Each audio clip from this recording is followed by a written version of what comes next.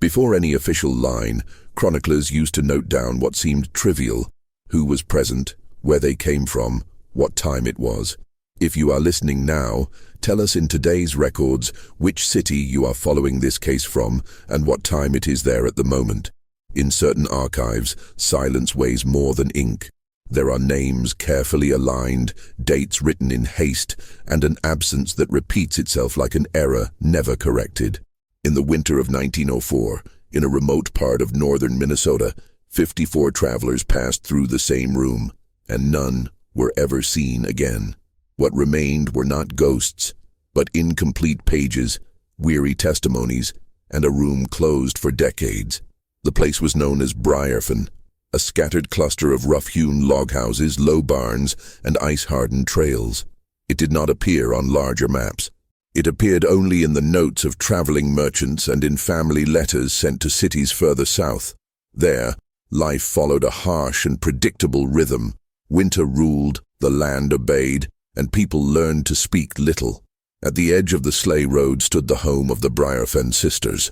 Two middle-aged women, registered as Agnes and Margaret, daughters of a deceased woodcutter and a midwife who had died years earlier. They had lived together since they were young. They maintained a modest but organized property with an annex at the back, a winter room intended, according to records, for travelers surprised by snow, a temporary shelter. One night, never more than that. The region's accounting books mention the place regularly. Heated room available, simple meal, payment in cash or barter. There was nothing extraordinary about the first mentions. On the contrary, the sisters were described as discreet, punctual, not given to conversation, the kind of presence that does not attract attention, and for that very reason blends into the landscape. Travelers came from all over: salesmen, truck drivers, a substitute teacher, two brothers on their way to a new sawmill, a woman with a small child. Their names appear scattered across different documents, as if they had never crossed paths. But they did. They all stayed in the same winter room between January and March 1904. The house was located in a stretch where the wind gathered. At night, the sound of the frozen forest resembled the crackling of wood breaking. The windows creaked. The iron stove required constant firewood. There was no luxury. The winter room was simple: two narrow beds, a bench, a basin of water, hooks on the wall for heavy coats. Still, for those who had been exposed to the cold for days, it was enough to survive. Official records from that time are fragmented. Many documents were lost in fires, others were never filed. What exists was gathered years later by local investigators and later by regional historians. Reconstruction requires care. It requires accepting that some answers do not exist and that others have been deliberately erased. The sisters' names appear frequently until the spring of 1904. Then there is an abrupt interruption. No recorded charges, no purchases of groceries, no letters sent or received. The house remained closed for weeks, according to distant neighbors. The trail began to disappear under the late snow. There is one detail in the archives that stands out for its repetition. Next to several travelers' names, someone wrote, in different handwriting, the same short note: stayed overnight in Briarfen. In other cases, the note ends there. There is no next destination. There is no confirmation of arrival. There is no body. There is no final witness. The last confirmed record dates from March 17, 1904. A man named Thomas Keller, 39 years old, a fabric merchant coming from the south. The note reports advance payment, a hot meal, and a night's rest. Next to it, a vertical line, as if the clerk had been interrupted before finishing the line. When weeks later local authorities attempted to reconstruct the sequence of events, they noticed something disturbing. No one could say with certainty when they had last seen someone leave that house. And the winter room, when it was finally opened, showed no signs of a struggle, just a silence too quiet for a place where 54 people had stayed. That was where the mystery really began. To understand what happened in Briarfen that winter, we must go back to the days before the silence. The testimonies gathered years later describe a repetitive, almost mechanical routine that went on for weeks without any noticeable variation. The sisters' house followed the rhythm of the season, waking before dawn, feeding the stove, checking the frozen water level, preparing a simple meal. Everything was done with economy of gesture and words. Agnes, the eldest, handled payments and records. She knew how to write clearly and kept a small notebook in a kitchen drawer. Margaret, more reserved, took care of the winter room. She was the one who changed the straw in the mattresses, washed the thick blankets during the rare thaws, and hung heavy coats near the stove. Neither of them was known for excessive cordiality, but there were no formal complaints either. Travelers who passed through left brief impressions, preserved in letters and indirect accounts. "Clean house," wrote a clerk in February. "Too quiet," noted another, without elaborating. A woman who stayed for 2 nights commented only that she slept well, despite the wind. Nothing that suggested danger, nothing that required special attention. Still, some details emerge when the reports are read together. Several travelers mentioned that, upon arrival, they found no other visible guests, even during busy periods. The winter room always seemed available, always prepared. The beds made, the stove lit, as if no one had slept there the night before. Another recurring point concerned sound. People from outside report that after nightfall the house became excessively quiet. No footsteps could be heard upstairs, no low conversations, no creaking except for the wind. For some, this was comforting. For others, it was a cause for concern. One traveler wrote that he woke up in the middle of the night without knowing why, with the feeling of being too alone for a place that welcomed strangers. The sisters' relationship with the local community was distant. Briarfen had no center, no permanent church, and no regular commerce. The nearest houses were miles away. Neighbors saw each other rarely, especially in winter. When they did meet, they exchanged practical information, snow levels, trail conditions, thaw forecasts. The sisters rarely participated in these impromptu gatherings.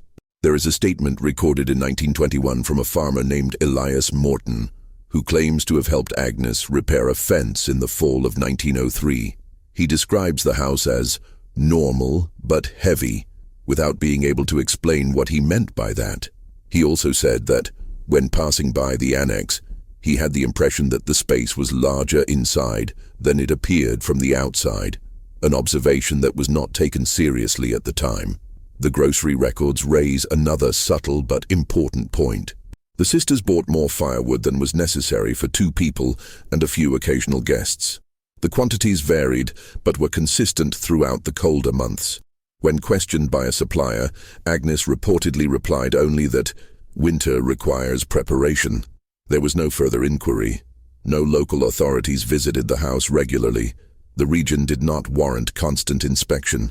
Trust was based on repetition. Nothing happened, so there was no reason to be suspicious. The winter room was seen as a useful, almost necessary service for those who traveled those icy trails. In January 1904, entries in the guest books increased. More travelers than usual. Some were forced off course by unexpected snowstorms. Others were trying to shorten their journey to arrive before certain sawmills closed. They all found the same shelter. What stands out in later accounts is the absence of farewells. Normally, travelers were seen setting off again in the morning, leaving fresh tracks in the snow. That winter, no one could say for sure that they had seen anyone leave the sisters' property after spending the night.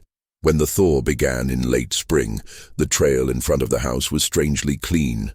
No old signs preserved under the ice, no marks fossilized by the cold, as if the movement had ceased abruptly and definitively. The sisters' routine, reconstructed from these fragments, seems to have remained intact until the moment it simply ceased to exist in the records. There was no announcement, no noticeable change, just a growing void in the documents. And the more researchers delve into these accounts, the more evident a disturbing detail becomes. No one can pinpoint the last normal day in Briarfen. Daily life was not disrupted by a visible event. It simply left no trace. The mystery does not arise from a scream or a violent scene, but from the realization that something began to disappear long before the people. And when the first traveler was officially reported missing, It was already too late to reconstruct the real beginning of that rupture. The reconstruction of the disappearance is not based on a single moment, but on a sequence of similar nights, almost indistinguishable from each other. The documents indicate that there was no immediate alarm because there was no clear first case. The absences were noticed late when they had already accumulated. The last traveler with detailed records was Thomas Keller. The indirect testimony about his passage comes from a cargo book found years later in Duluth. He had noted the route, the detours caused by the snow, and, on the last written page, the decision to spend the night in Briarfen. The handwriting is steady until the final sentence. There is no continuation. The notebook ends there. That night, according to weather data preserved in a regional newspaper, the cold was intense, but stable. There was no sudden storm or climatic collapse that would justify confusion. The sky was clear. The moon reflected on the hardened snow, creating a diffuse, almost metallic light. It was the kind of night when sounds travel far, and yet no one reported hearing anything out of the ordinary. The most widely accepted hypothesis among subsequent investigators is that Thomas arrived at the house early in the evening, like the others. He knocked on the door. He was welcomed in. He paid in advance. He settled into the winter room. Everything was normal. Nothing in the archives suggests haste or resistance. The danger, if it existed, did not present itself explicitly. The winter room was separated from the main house by a heavy internal door. There were no large windows, only two narrow openings, too high to allow a clear view outside. The stove was in the corner, near the wall shared with the kitchen. The heat remained constant, stifling. Many travelers reported that the air there seemed denser at night, requiring the door to be left ajar at times. It is in this detail that the reports begin to converge. Several guests mentioned, in letters or conversations recorded by third parties, that they woke up in the middle of the night for no apparent reason. They did not report any noises, just the feeling of being awake. Some said they heard soft footsteps, which they could not tell if they came from inside the house or from the wind on the roof. None of these reports were considered relevant in isolation, but when taken together they form an unsettling pattern. Waking up at night, the absence of clear noise, the impression of a presence without visual confirmation. Historian Calvin Rourke, who analyzed the case in the 1940s, proposed that the disappearance did not occur in a single night, but in stages. One guest at a time. A small mistake, repeated. A routine exploited until it became invisible. According to him, the absence of signs of struggle suggests that the travelers did not perceive immediate danger, or realized it too late. The last known physical evidence is a set of footprints found weeks later when a distant neighbor approached the house. The marks indicated only someone's arrival via the main trail. There were no clear signs of departure. The partial thaw had erased details, but the single direction was still noticeable. Inside the house, when it was finally opened by local authorities, everything was organized. The blankets were folded, the beds were made, the basin was clean. No personal belongings of the travelers were found, except for a loose button under the wooden bench and a child's glove forgotten behind the stove. There were no accumulated suitcases. There were no extra clothes. It was as if each person had left the place taking everything with them, without ever appearing outside. The sisters had also disappeared. No sign of a planned departure. No cash withdrawals. No letters. The food had been partially consumed. The firewood was stacked for weeks. The stove contained recent ashes, indicating use in the days prior to the discovery. The climax of the mystery is not a moment of action, but the investigators' final conclusion. 54 people passed through that room in a short interval, documented by different sources, and none of them left any reliable trace behind. No witness saw them leave. No bodies were found. No single explanation holds up without requiring deliberate human silence. The official report ends the timeline with a dry sentence. It was not possible to determine the fate of the individuals listed. But there is a handwritten addition made years later, almost like a personal comment. The absence here is not accidental, it is constructed. This sentence does not explain what happened. It only indicates that someone at some point realized that the disappearance was not an isolated event, but a process, and the winter room, which was supposed to serve only for a night's rest, now occupies a fixed place in regional records, not as the scene of explicit violence, but as the last known point in the trajectory of dozens of lives, interrupted without a sound. The community's reaction was neither immediate nor organized. In regions such as Briarfen, the disappearance was not perceived as a sudden event, but as a delay that could be explained by the weather, detours, or individual decisions. It was only when letters stopped arriving and goods were not delivered that the names began to be repeated in conversations. The first questions arose in distant cities, not in Briarfen. Merchants awaited payments. Families waited for news. A teacher did not show up for his temporary post. Two brothers did not arrive at the agreed-upon sawmill. Each absence, taken individually, seemed commonplace. Together, they began to form an uncomfortable pattern. Local authorities opened an informal inquiry in the early summer of 1904. There were no resources or political urgency.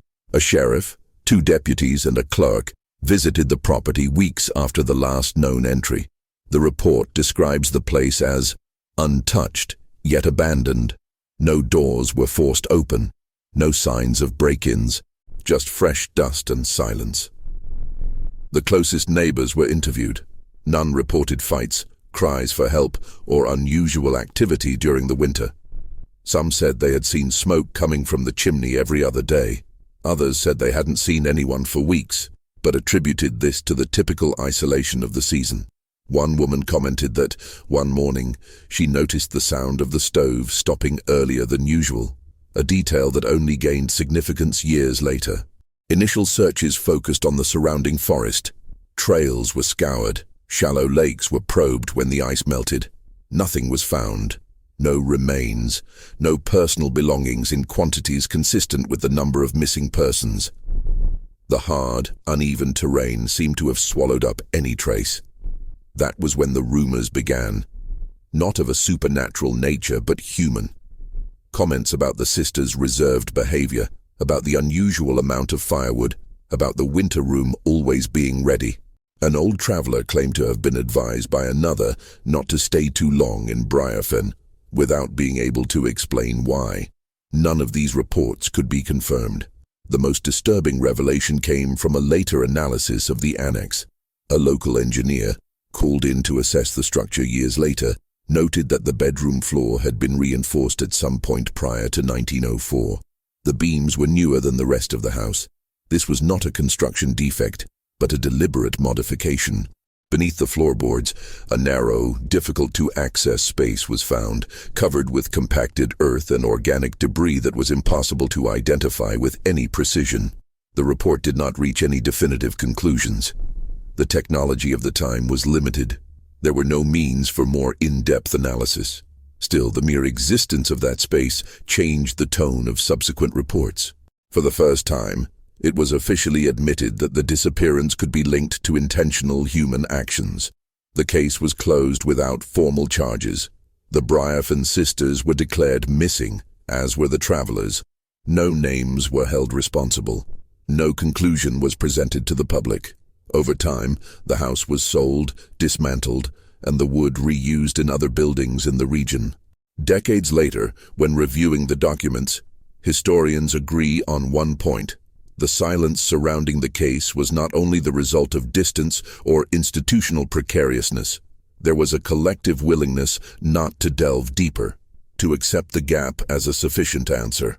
The revelation, if it can be called that, is not in an identified culprit or a proven method.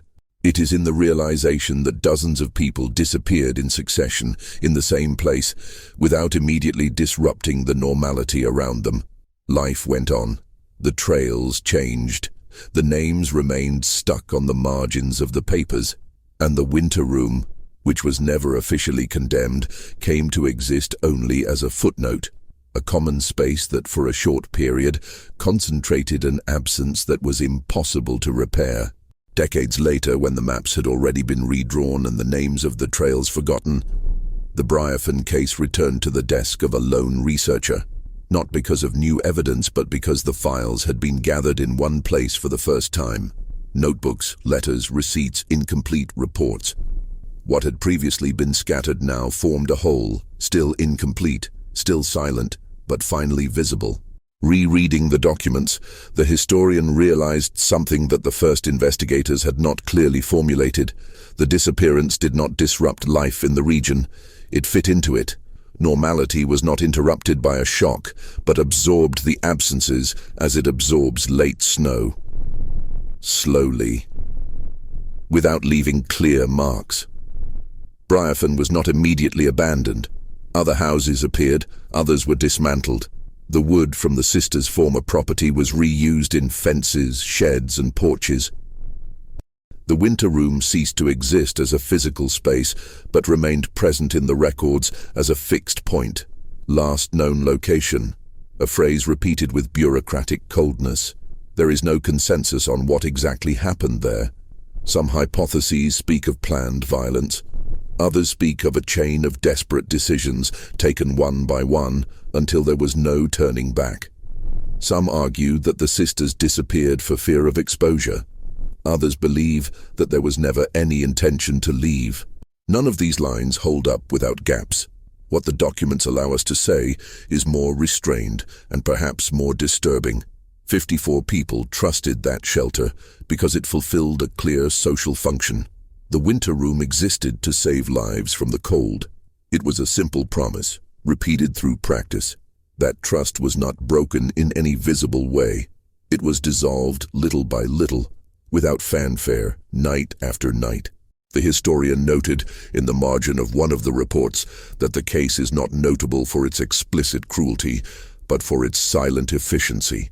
There was no persecution, no recorded escape, no preserved requests for help. The disappearance took place within what seemed safe. And that, according to him, is what makes the episode so difficult to accept. When the last family member stopped writing letters asking for answers, the case came to exist only in the archives. And archives, as we know, do not scream. They wait. They keep what was said, and above all, what was not.